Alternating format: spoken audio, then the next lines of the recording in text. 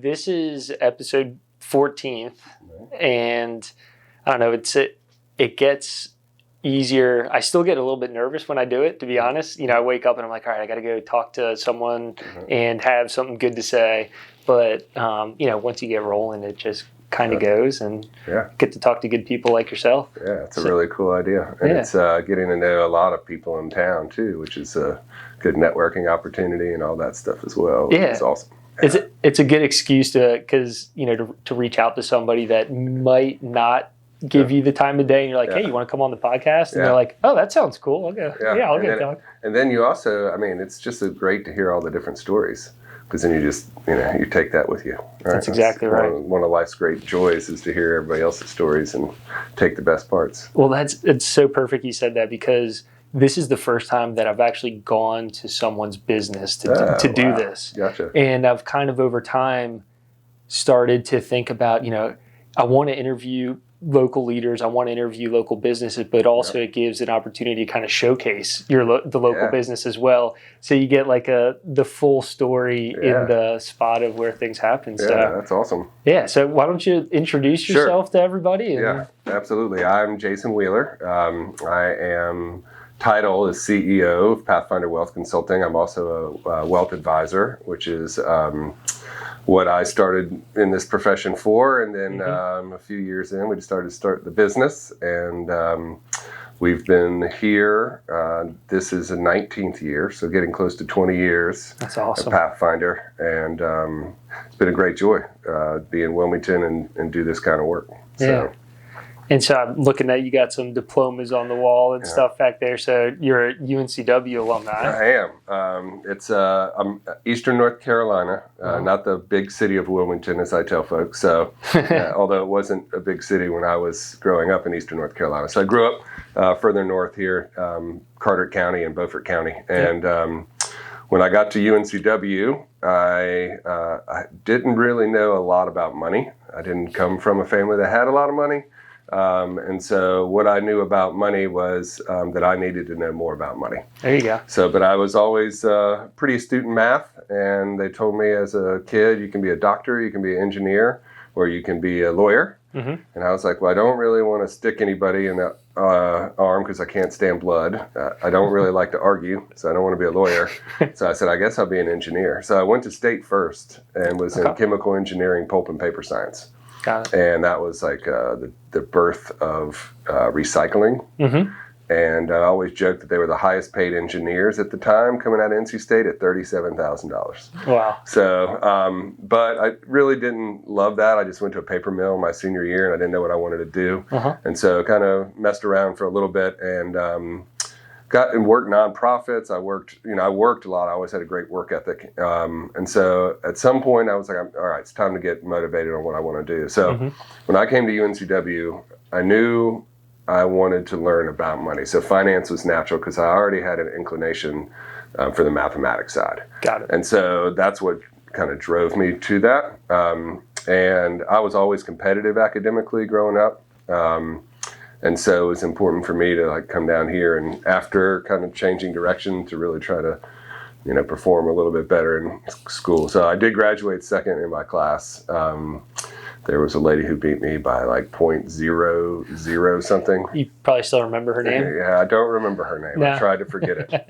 So, but ended up undergrad at UNCW in finance, which is a fantastic experience. The school was just wonderful. And coming from NC State, where there were 250 people in the classroom, to go and be 18 in the classroom was just awesome. So the UNCW experience was tremendous. And I still have a lot of folks that are friends. Some are retired now, but there's still a few folks over there.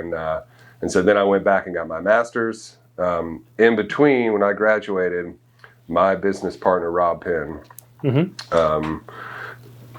hired me sort of temporarily. I thought being a surfer, I wanted to go to California. I'd always grown up in Eastern North Carolina. Spent some time in Ohio, but wanted to go to California, Southern California, of course. Of course, right. So I found a company I wanted to work for. They had a home office in Switzerland and California. And I was like, this is perfect, get international exposure and all that. And then was actually dating a girl, and then we started to make a move and realized like I was not going to go out there with her, and I think I was a little naive. But my business partner, Rob, he said something to me that was really profound, and he said, everybody needs to find out what they really want in life before they can really settle down. And he said, some people have a great big circle, and some people, that circle's right here. And, some people need to see the whole world. He goes, but generally what we get back to is we get back to like family roots. We get back to security and safety and to feel part of a community and like all these things that really feel what I would just define as home. Right. And so for me, my parents, I had two loving parents, but they split up when I was little. So I had two step parents that I love. So I kind of grew up in two places, summers in Ohio, school year. And then extended family, I spent a Christmas in Connecticut or a Christmas in Tallahassee, Florida, or Christmas in North Carolina. So there was a lot of inconsistencies in that. So I didn't have tradition. Right. And so it just hit me, and I said, I think I want to stay in one place and make a life, and make a difference in the community. And I didn't really know what that meant yet. And so I was working with him. We were working for another guy that sold us to Morgan Stanley. Okay. So we went to at that point in time, a big giant investment firm from Wall Street, which sounded pretty cool. But it was not a good fit for us, but I didn't know that at the time. But I loved the training. I loved to see that side of the industry. And I was on the phone with someone, and Morgan Stanley was the #1 tenant in the World Trade Center. And when the plane hit the World Trade Center, I was on the phone with someone in the building and the phone cut off. Oh my God. And so that was 2001. I was 2 years in the business. And I had already started I'd signed up for my MBA program at UNCW. So I was getting ready to do that. And I thought I was like maybe going to New York. Right. And so as I'm having this discussion, and I still love thinking about the way our country was united during those times. It was just a really cool feeling to have all Americans just like really be in love with America. And, but me across the table from mostly people who were retired and realizing that I didn't want to go sit behind the computer and just crunch numbers, although I love the math and I love the investment world and I love that part of it. Yep. I really enjoyed sitting across the table from clients. The relationship side. And those relationships and my ability to communicate the complex world of investing and the economics of it all and that stuff and bring that across the table was something that I found I was bringing a peace of mind to people in a very rough time. And so I thought more about Rob's comment and, what do I want to do with my life? And we were at Morgan Stanley, not 100% happy because my little joke is the branch manager would walk around and say, did you make any money this month? And I'd say, for our clients? And so they didn't care about making money for our clients. They cared about making money for shareholders in Wall Street. And that's not really our gig. And so we decided to leave there and form our own company in 2005. Okay. And so at that time, Rob lent me the money to be his 50-50 partner. Wow. And so very rarely will you find somebody that will loan you money to be equal. So without him, we would not have had that opportunity, but he saw something in me. And so he did that and he wanted it to start that way. So we were in it together.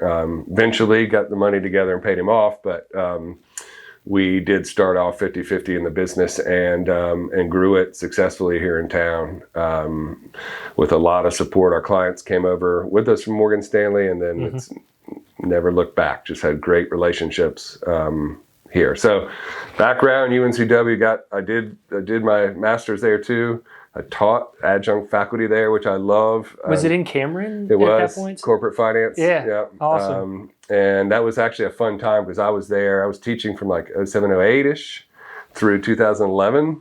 Man, I was at UNCW that exact time period. Oh, wow. So you didn't have an 8 a.m. class, I bet. I had I don't think so. And I wasn't really fully into Cameron until like my last 2 years. Gotcha. Yeah. So like I took some business class, but I was mostly, the first 2 years doing your general studies. And stuff So I have like a good friend who's a professor over there, and he just didn't want to teach his 8 a.m. classes. No way. So he came and said, "Look, I want to do some more research. Will you teach my 8 a.m.?" And I'm like, "Sure." And so I did it for like 3 or 4 years. That's awesome. I didn't know that. And actually, we hired a guy who's a CFA, who was working in Wall Street. And came down and worked for us. And his cover letter was, "Mr. Wheeler was my professor at UNCW 10 years ago." Oh, that's so I was great. like, oh man, I'm getting old. That's so great. But yeah, so that was a lot of fun. So I love teaching, and still have some great relationships with students, and watching them on LinkedIn and watching their careers has been remarkable. And I've never really left UNCW. I've been a volunteer, and it's a big part of this community. And so done a lot of different stuff, and it's just a great institution. So that's awesome. Yeah, so that's my academic background, and then I am I'm someone who likes to always be learning something. Yeah. And so then I started adding what I call the alphabet soup of professional designations. You got it. Yeah, so, that's right. Yeah. Right, all in, it. Oh, the 3-4 letter abbreviations at the end of all the acronyms for all the stuff. Yeah. And so I still seem to do that. And I enjoy that. And I think it does sharpen the saw. Keeps you on top of your game. And so, if people don't know, the UNCW has now added a master's in finance. Okay. So I probably would have had that had I gone through at that time as well too. So I do love my UNCW Seahawks. That's awesome. Yeah, and we got a little Seahawk here on the desk. We got a couple items there. yeah. I know they gathered some stuff from me. Yeah, I'm a Star Wars nerd as well too, as you could tell. Yeah, that's awesome. I have one daughter, Merritt, and somehow I've been able to indoctrinate her on Star Wars as well. And so we have a good time with our Star Wars. We actually cool side story, nothing to do professionally, but Disney opened that Star Wars hotel. Mm-hmm. And it was an immersion experience. It was the first time they tried it. And so as soon as it opened, my daughter and I went within the first 3 weeks. We were one of the first people to go. Nice. And you live inside this hotel, and it's acting out a Star Wars storyline while you're in the hotel. And so the kids are going crazy. That's wild. The places, you feel like you're living in it. It's supposed to be a space cruiser. Yeah. We had a blast. And you go out, like secret entrances out to the Disney park, the Star Wars part of Hollywood. And so that was a lot of fun. But yeah, I've always been a Star Wars. My mom took me to see Star Wars when I was, I would have been 3 or 4. And so it's just been one of those things that, I'm kind of a nerd about it. I remember whenever I was young and staying home from school, like sick, I would watch the trilogy that was out, episode 4, 5, and 6 at that time. And I don't know why, but that was my go-to, stay home from school, just binge watch Star Wars. Yeah. Well, it's funny too, because now that she's 11 now, but in her childhood up to this point came the new series, which were all female Jedis, which is really cool. And then my mother's name was, her middle name was Ray. Okay. How'd she spell it? She spelled RHEA, okay. Like old school Ray. Yeah. And her name was Bonnie, so it's Bonnie Ray. Okay. My wife was like, we're not naming anybody something Ray. And so that didn't work, but that was one of the names. I was like, oh, it would have been cool as hindsight that my daughter would have also been named Ray too. But yeah, so she's a Star Wars kid with me. So that's awesome. A lot of fun. But so we were able to stay in Wilmington. And when you guys started in 2005, was it called Pathfinder from the beginning? It was Pathfinder Investments. Okay, Pathfinder Investments. And that lasted a very short window of time because our philosophy has always been, we don't know what to do with your money until we know what you're trying to do with your life. And so for us, financial planning is really the core of a relationship. Mm-hmm. And financial planning is all encompassing. I'm also big into behavioral finance. And so sort of the life decision side of making a really big guess. Mm-hmm. And, at younger ages, it's a really long guess. Older, it's a little shorter guess. Right. But it's still a guess about what the future holds. And so for us, to be financial planners and encompass all areas of your life financially and how they intertwine. Investments is one piece of it. And we love that side of it. I love managing money, and I actually love the concept of investing too, and just what it can do for people. I mean, just, the idea of giving somebody a chance on innovation and having something that's going to solve a problem in the world or satisfy a need that someone has. Like, it's just cool. And all the stuff that's happened in our society over all those years, and America's certainly been a leader in that. But that side of it, the investment side, is what people outsource to us. Okay. So if someone really, really, really loves investing, they love working with those people. But usually I'm going to say, why don't you just come to work for us if you love it that much? Right. Right. So most people want to outsource that part of their life. They want investing to be boring as they can. Yeah. They want it to reach their goals. Right. But they don't want to have to stress about that. But so the discussions we have are a lot about the financial planning side. So we went from Pathfinder Investments to Pathfinder Wealth Management. And that happened pretty early. And then randomly, I got an email from LinkedIn from someone in, I think it's Indiana. And she said, our firm is Pathfinder Wealth Management, and we paid some attorney to get this copyright. Right. And we had already had it registered in North Carolina. But it was funny because, and this was at least 16, 17 years ago. And we just said, well, we don't know what the future holds. We might be doing business all over the internet, and maybe we do need to separate our names. Right. Yeah. And so we just chose to move to Pathfinder Wealth Consulting at that point in time because it felt right for us. Yeah. We always say that our goal is not to tell you what to do; it's to be there with you and help guide you in your decision making. We want to inform and educate clients so they make great decisions as we learn more about them. Yeah. And so it's a fun part of the business. But a funny story is if you look at our logo, and it's changed a little bit over the year and more modernized now. Yeah. But it comes from Pathfinder in the military. Okay. So my business partner was in the 82nd Airborne in the Army, and he went to Pathfinder school. And so Pathfinders are this group of soldiers that goes out before the platoon to find the safe travel so that when the platoon comes, they have the safest route to get to their destination. That's awesome. And so it's always like conceptually, like that's a cool thing for us. It's like, that's what we're trying to do. We're trying to go out before our clients and give them the safest path to what they're trying to do. And then me being a little bit more big picture and kind of, I don't know, I guess philosophical. I think it also just the path through life and all that type of stuff, the journey. And so we were Pathfinder. The logo from the military has a torch and some wings because it comes from the Airborne Division, right? So you've got this torch. The Pathfinder Wealth Management in Indiana had a torch and wings. And we're like, huh. And we found out that guy was in the 82nd Airborne. Oh my gosh. He had been a Pathfinder school, but he was like 20 years older than Rob. That's so wild. And so like the irony of that is like our creativity was that guy's exact creativity. And lo and behold, so we changed our name to Pathfinder Wealth Consulting, but same crew. That's amazing. Yeah. Well, I want to talk more about your philosophy and how what is a wealth manager and what do they do. But before I guess I ask that question we had an opportunity where I brought you in to speak with one of my clients. And we hadn't really had a chance to get to know each other much, like really at all. Right. I was just like, we'd been to some of these same events. We know a lot of the same people. And I'm like, I'm pretty sure Jason's a good guy. Yeah. And you came in and everything you said, I was just like, this is just right in line with my philosophy on life and the way that I want to support my clients.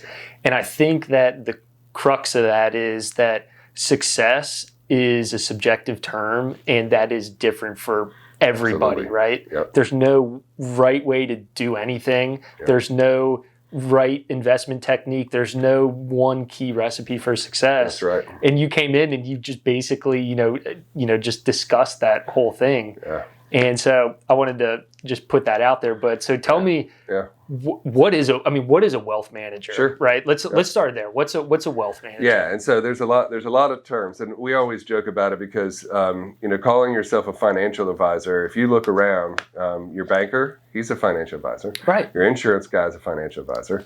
Your CPA is a financial advisor.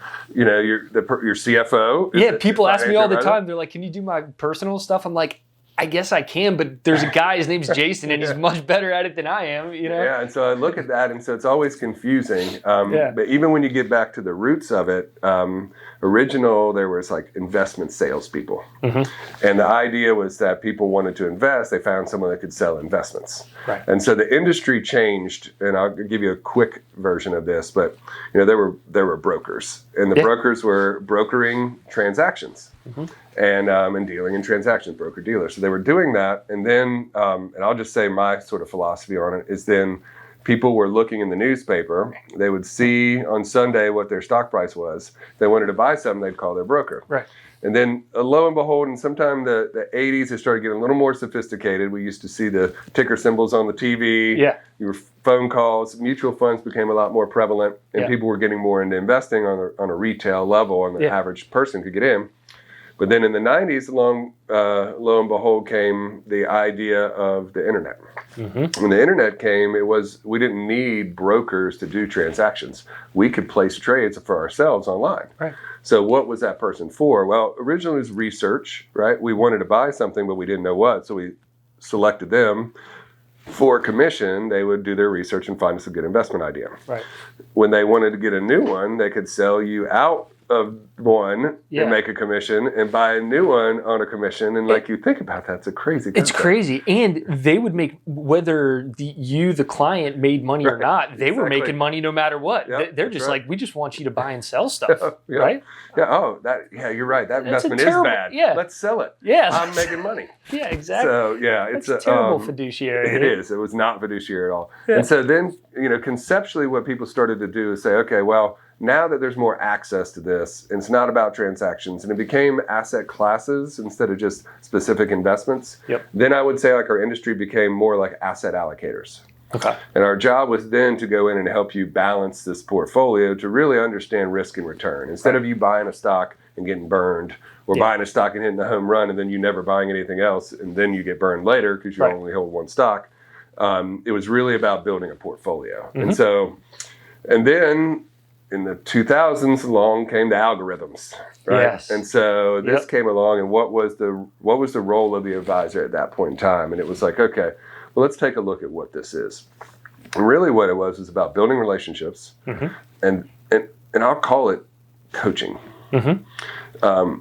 It's kind of a broad term because some people need more coaching than others, but the concept there is like coaching people into following steps to get them to their own success.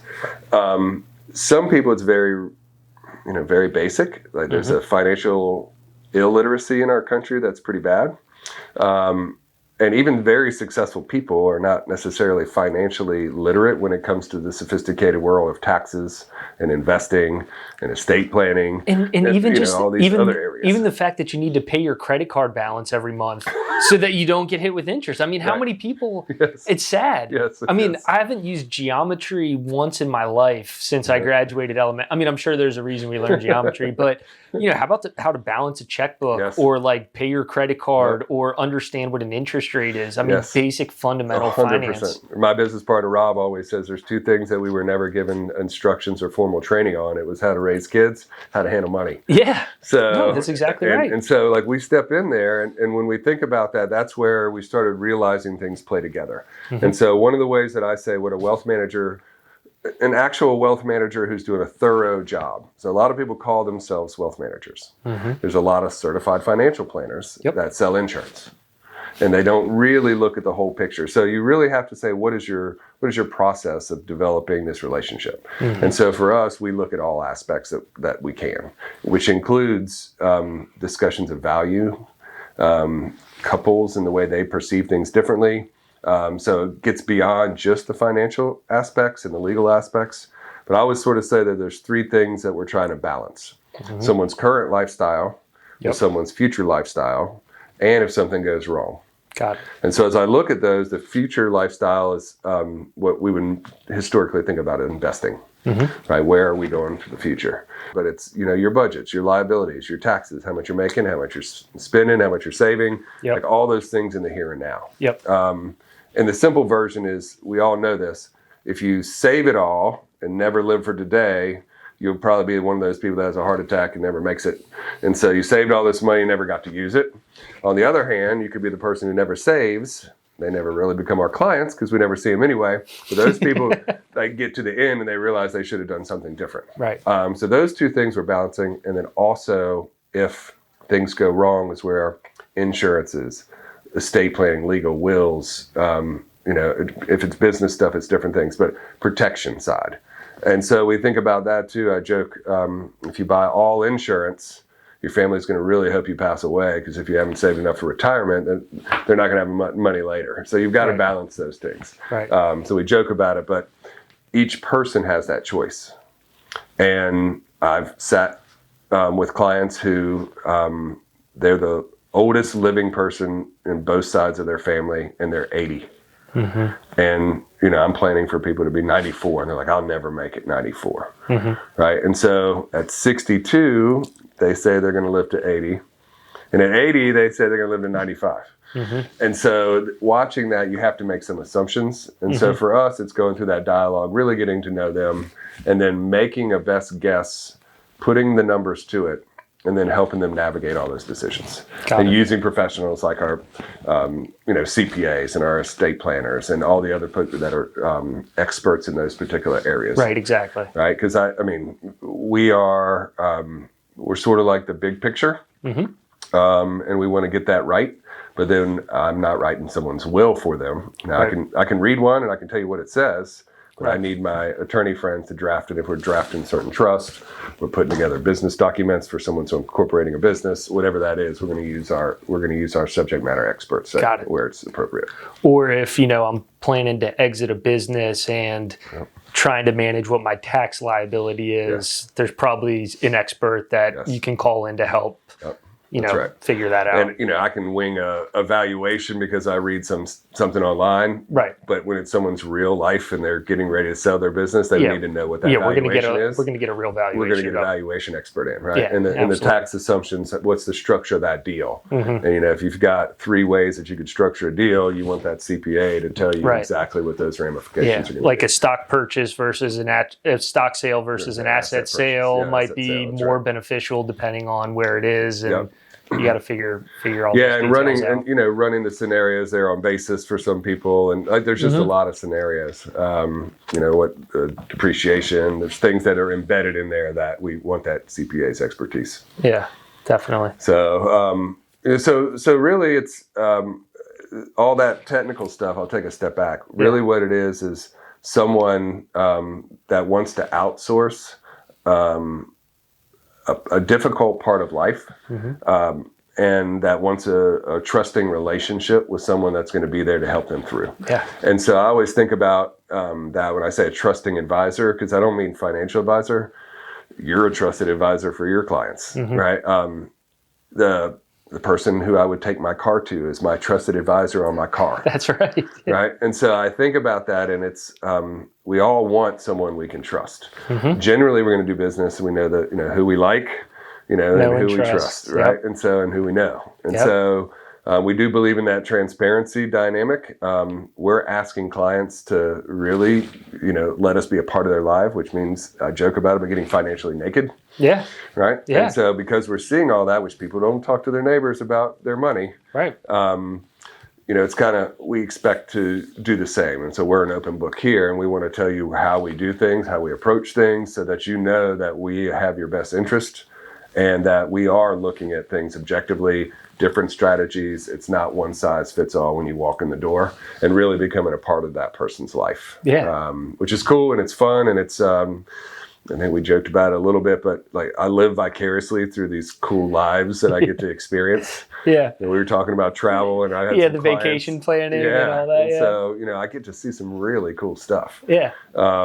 And it's fun to be a part of it. And to have someone say thank you for helping them through those things, it's just as rewarding to be there with them to see that success.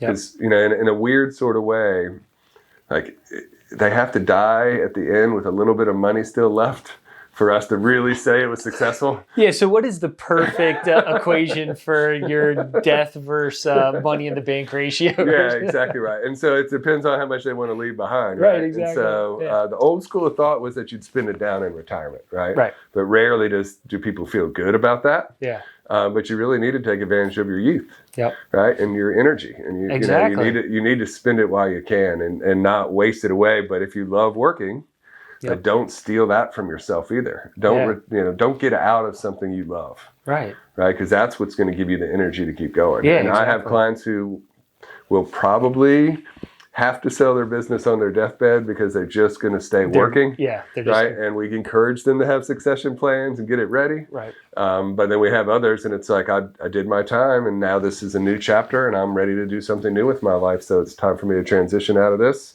and do something else. And all of those are fun to be a part of. Yeah. I mean, those are like critical, like parts of life, milestones. I mean, some of the biggest decisions you make. And in that same meeting when you were, explaining kind of what you do and how you help business owners or, people in general, I was sitting there, I was like, damn, I got my checkbook ready. I'm about to write Jason a check so we could start, so I could come in and do a deep dive with him. But it's so funny, me being a CPA, a CFO, I spend all of my time, helping other people manage their business, manage their finances, look into the future. And sometimes I'm like, dang, Chris, like I need myself as a advisor because I don't know. I think some people call it like the professional's curse. It's where you spend all of your time doing something to help other people. And, I kind of forget about. That's the old shoe cobbler whose kids have no shoes. Right. Yeah, exactly. And I say it this way as well. So we used to, this is funny, being a small business in Wilmington, we were advertising on the radio at one point in time, and we picked the Clark Howard show because we love Clark Howard. He's like this do-it-yourselfer guy that gets into all this stuff. Yeah. And then we were like, why are we advertising to all the do-it-yourselfers?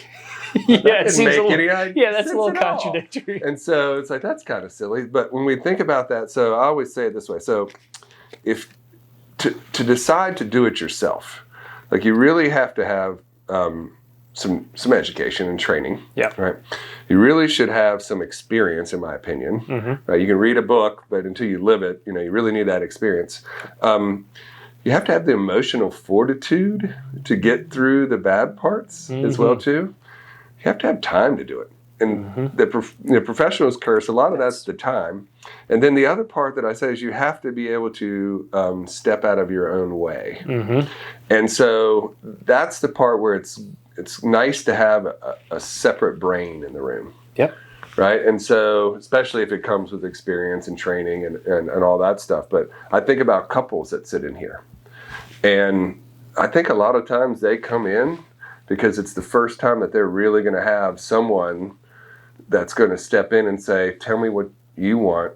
Like, tell me what you want. You're putting your counselor, you're like your marriage counselor hat on almost. Yeah. And it's, you don't want, because they're going through it together. Right. Right. You don't want there to be only one view of the future. And so I think it's really important to have someone that you can bounce ideas. I think about going out for a beer with a friend, like sitting there talking to a friend about my kid or my marriage or my business or whatever I'm talking about.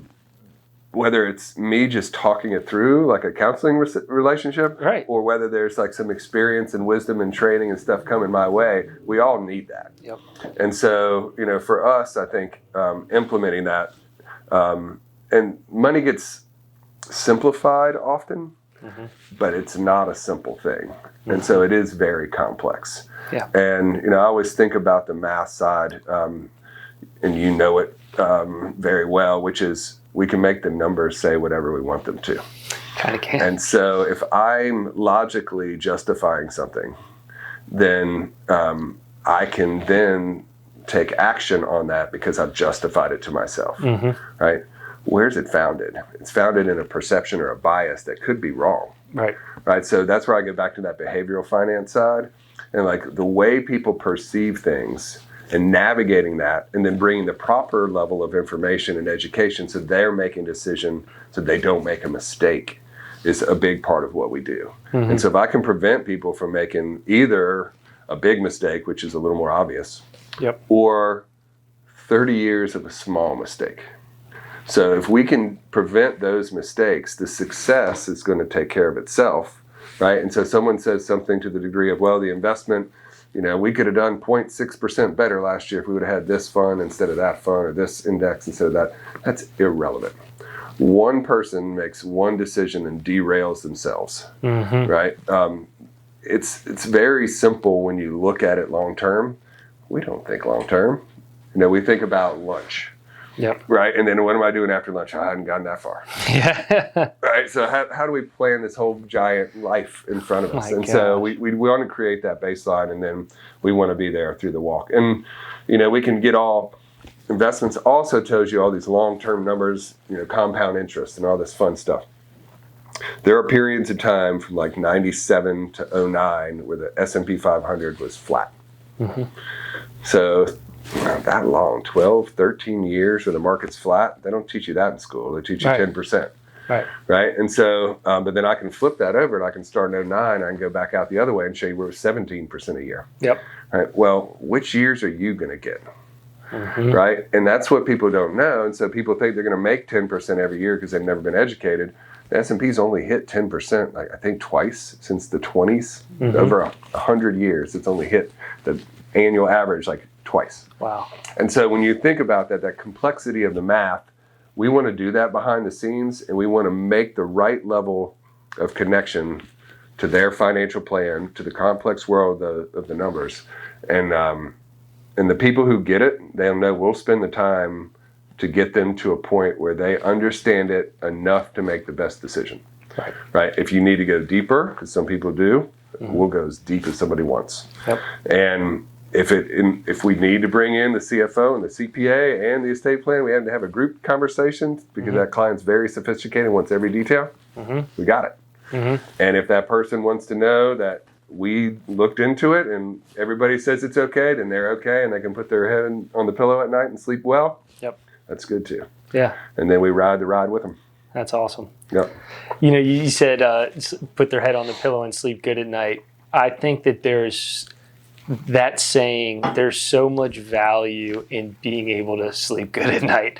I talk about that in some of my clients, and it's the best. I've had a couple clients tell me that. They're like, since we've been working with you guys, I know that I have a professional that's handling my books, taking care of anything that comes up. I don't stress about that stuff anymore. I go to bed and I sleep good at night, and I'm like, that is the best thing that I could ever hear. That's the ultimate compliment right there. Is I sleep better at night. And it's a strange thing because we work with very successful, smart people.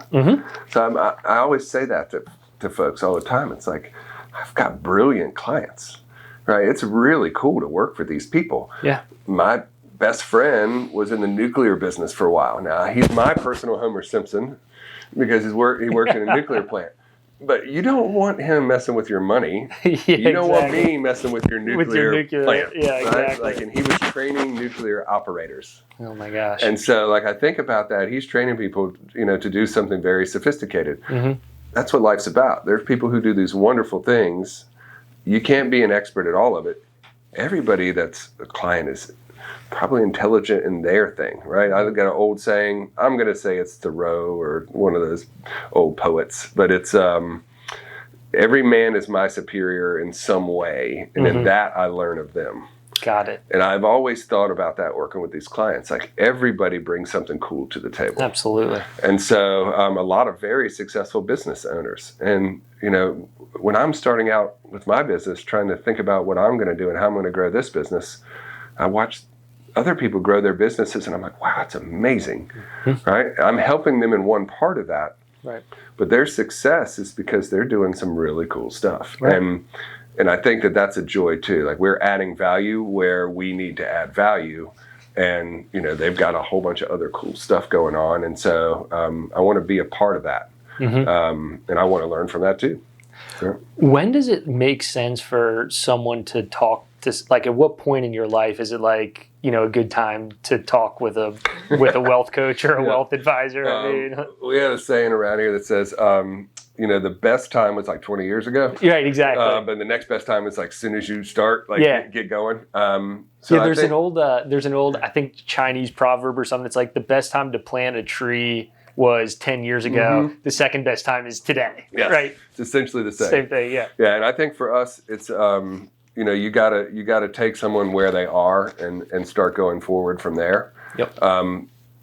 The ostrich in the sand, right? You put your head in the sand and you don't address it, doesn't mean it's not moving. Right. And time is a continuum, right? It's not stopping because you're ignoring it. Right. And so I think the idea is to be as efficient as possible, just keeping that a part of your life as soon as you can. If I could, now to come talk to Pathfinder, mm-hmm. and then to get your financial affairs in order are two different things. Right. So, realistically, we are not, we're not a pro bono shop. We do some pro bono work. I want to help people. Right. But reality is that we run a business that works with a certain level of clients. Right, exactly.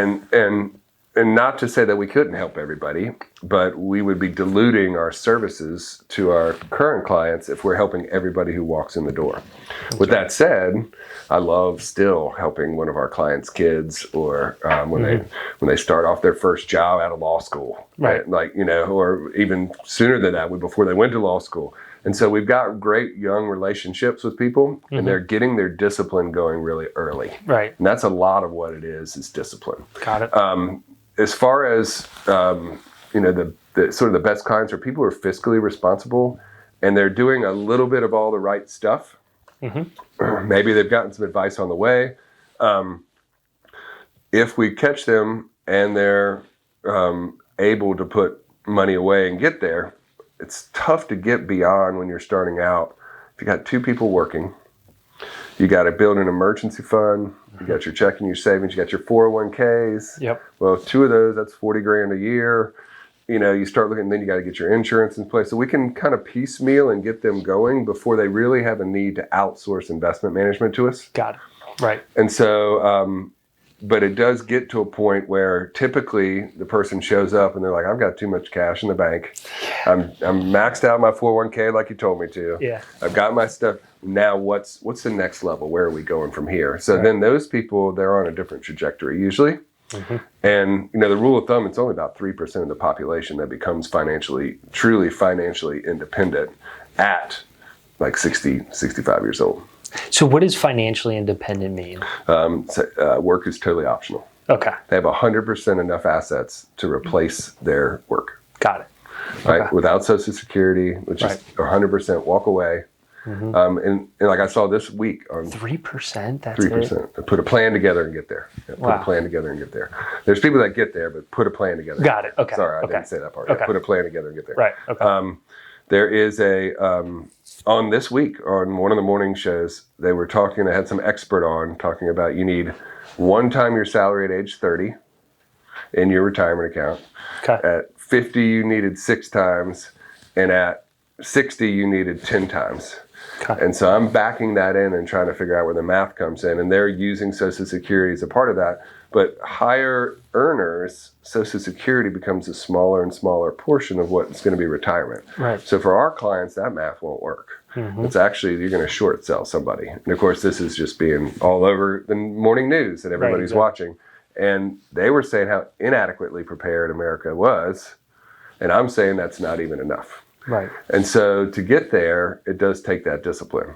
And so when people show up and they start thinking about it, usually younger folks, it comes in, and I'll say what it is. It's usually business owners, or it's usually executives or professionals that are really moving up quickly in organizations. So there is excess income. Right, exactly. And those are the kind of people that are going to be able to take advantage of everything we do. Right. Later on, when you get into retirement, we get those people who are coming in at 55 to 60, mm-hmm. and they've done a lot of the right stuff, and now it's time to make the biggest life transition they've ever and will ever make. Right. Retirement, maybe having kids, But we even joke about kids that once the kids are out of the house, they're kind of out there. Once you retire, that's it. You usually nobody's going to take you back usually. Yeah, that's right. Right. So it's probably the biggest decision there is. Yeah. And so we want to help people through that transition. We can catch them early, do some planning. I'd love to have them 10 years out. Yep. So if they're retiring at 65, I want them in here at 50 to 55. Got it. Right. And really it's about when they're financially, and they sort of know it. And we, especially my younger folks in here, I said, look, it'd be nice if everybody walked in the door and was ready to go and would do everything we said. Right. Right. Because we're going to make them financially successful. But people have to know what we can offer. Then they have to want what we offer. And then they have to want what we offer now. Right. And I've met with people and they'll come back 8 years later, literally. Wow. 8 years later, they show up and be like, remember when we met? And I was like, yeah, I see it in my notes. Yeah. But it's just that season where they're like, they got serious. And so if we can catch them early, we can make sure they don't make those mistakes and get them better prepared. But we have people walk in at 64, they want to retire next year. Right. And they're like, all right, I got to put a plan together. And I'm like, well, it's a reactive plan. Yeah, exactly. You're giving me a short runway to adjust things. Right, exactly. And so that's typically what we do. Business owners, I sort of say there's a flow. So when a business owner is starting out, every bit of money is going back in that business. That's right.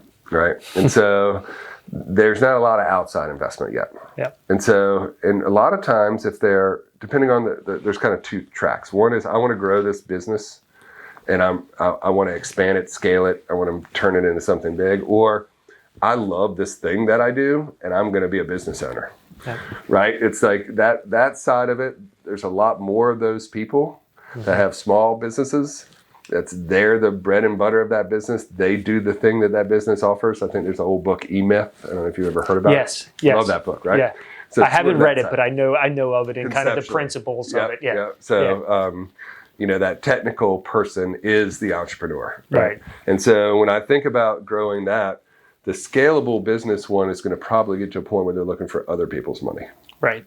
Whereas the one who's doing it all on their own, they're reinvesting it all the time. They either have to be successful enough to realize they're stacking up too much cash, and then they come looking for us. Usually the first part on either one of those is we need a retirement plan. Yep. We're going to set up a retirement plan at the business. And so that's usually the first time we're coming in. I say kind of both ways that ultimately we start businesses because we want to have a better life for ourselves and our families. And somehow we get lost because our identity becomes that business. And one of our jobs is to remind people that business is either a means to an end, or it's, and that's very common, right? It's a means to an end, or it's something that you need to try to transition out of and move on to the next thing. So it's a more transactional, like the bigger businesses, right? Right, exactly. And so I think the people who live and die in their business, they have to have the,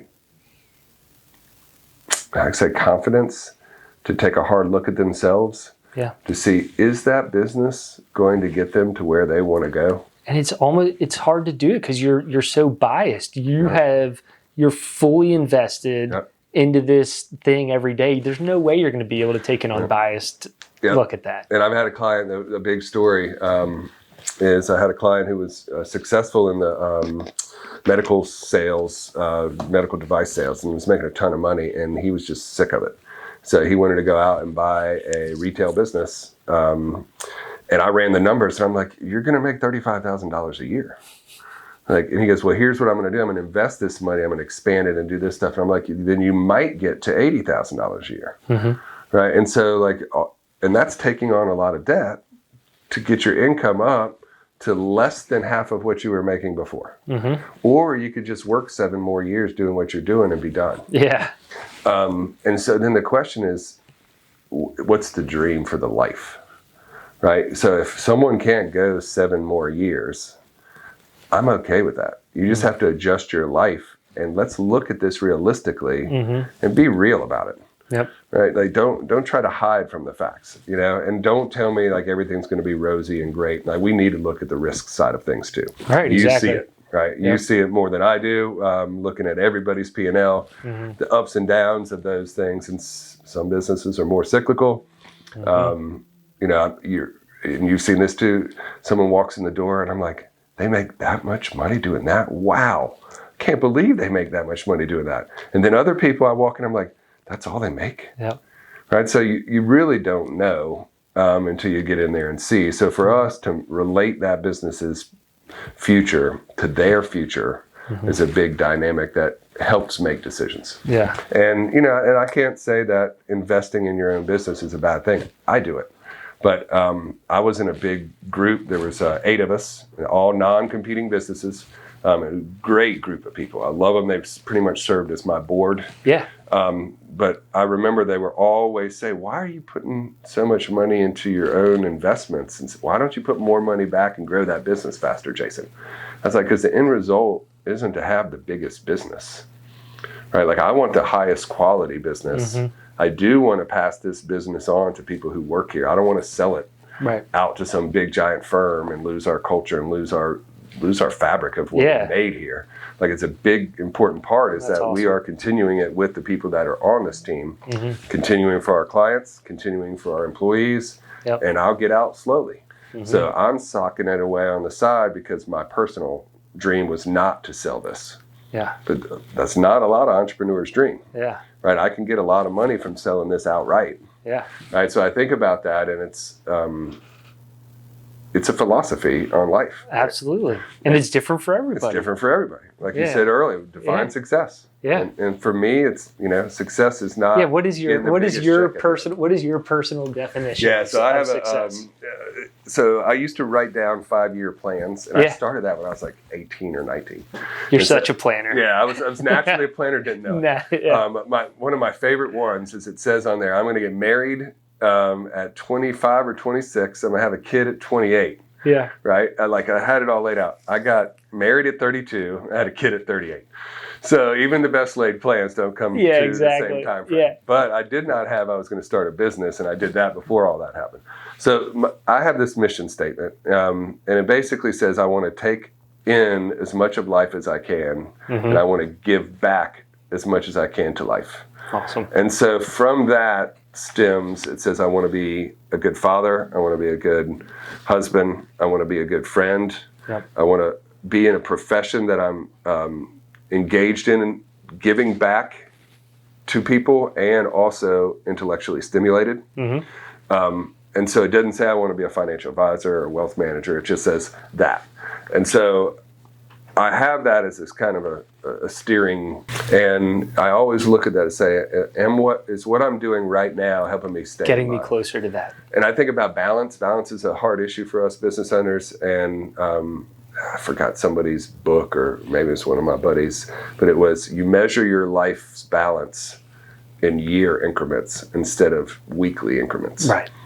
So if you say, how was this week? It's like it's swamped. I like that. Right. Actually, I think might have come from one of your other podcast buddies, my friend Dallas Romanowski. So I was going to ask, the group that you were in, was it one of Dallas's groups? Yeah. And then when you said the personal mission, the personal vision, you know, Dallas he's awesome. And as you were saying, I was like, I bet you that was one of Dallas's groups. And awesome. And so, cool. But I think about that from that balancing standpoint. And, as a parent, you're in a different phase of that, but like, man, those years go by fast. Like my kid just turned 11. It seemed like yesterday.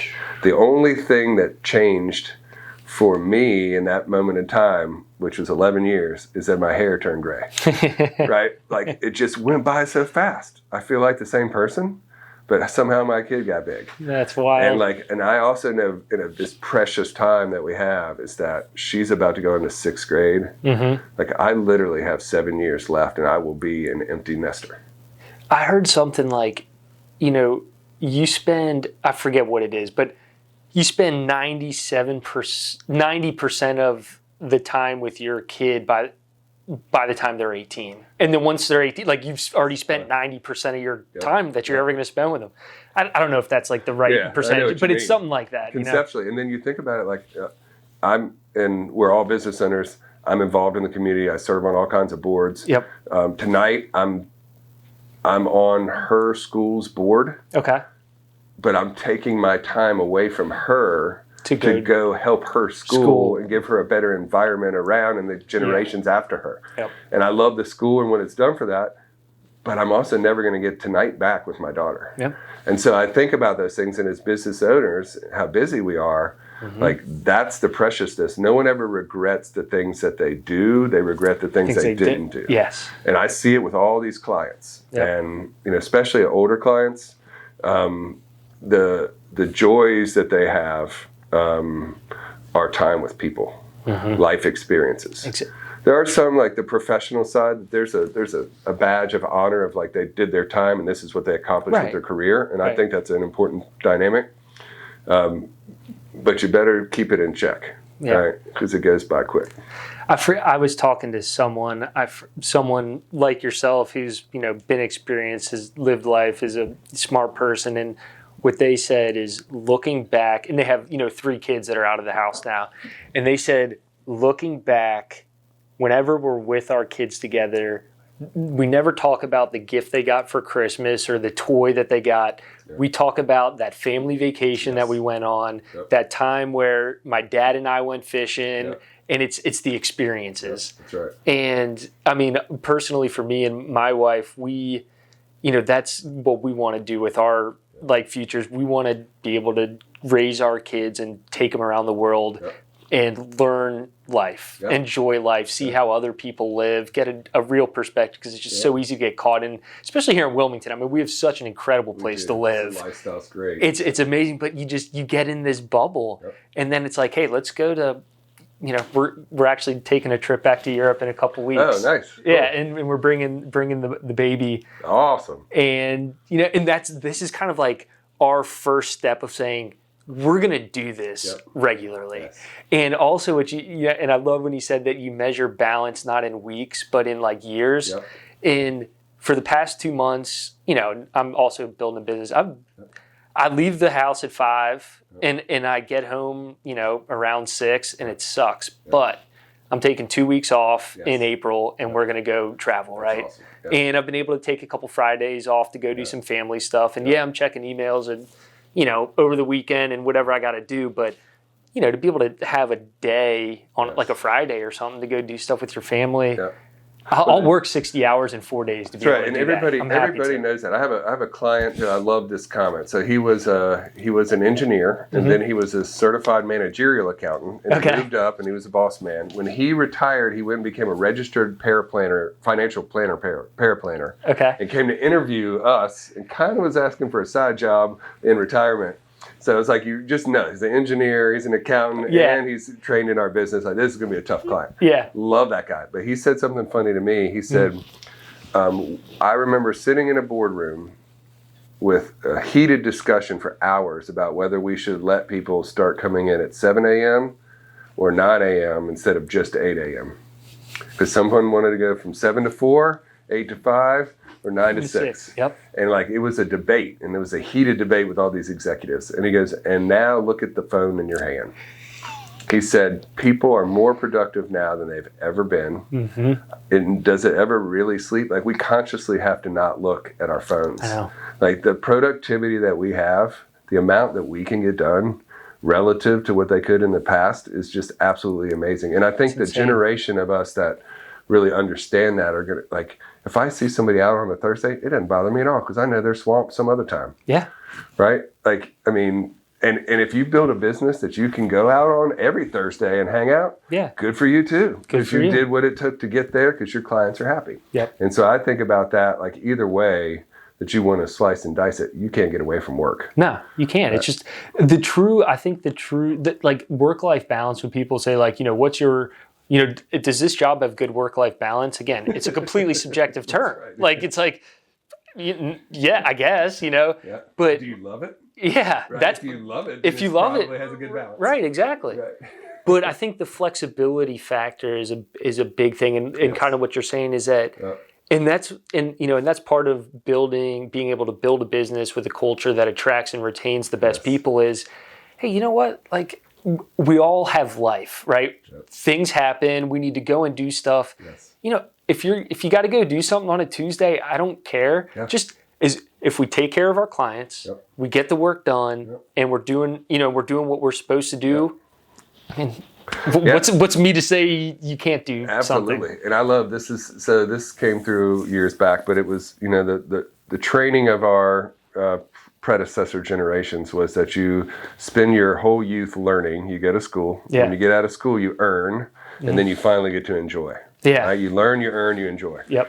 And like the baby boomers were probably the first to say, I don't know if we want to do it just that way. Right. I'm Gen X. You know, I started looking at that. We really want to flip that over, right? We want to learn a little bit, we want to earn a little bit, and we want to enjoy a little bit all the way through. Exactly. When you're young, there's more learning. Yep. In those middle years, there's more earning. Yep. In the later years, there's more enjoying. Yep. But if you don't balance that in a different way, like you're going to miss out. Absolutely. And you know, you have to have the financial plan in place to know.